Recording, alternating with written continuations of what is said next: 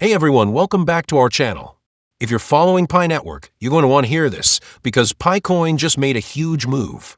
It doubled in price in just 24 hours, from 40 cents to 80 cents. And if you were ready, you could have made 2x your money overnight. But there's more going on here than just a price pump. Yesterday, we told you straight up, buy at 40 cents.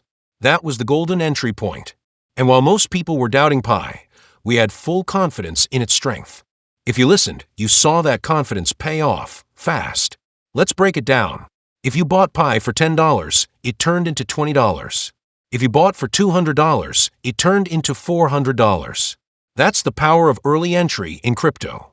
The truth is, real gains don't come from following the crowd. They come from seeing potential before the masses do.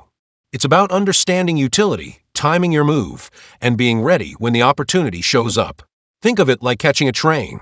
You don't just wait at the station, you need a ticket. In crypto, that ticket is being prepared. And if you were prepared yesterday, you're celebrating today. Let's zoom out. Yesterday, Pi was sitting around rank hashtag 32, 33. Today, it's jumped into the top 26. That's not a fluke. That's growing public trust. PiCoin?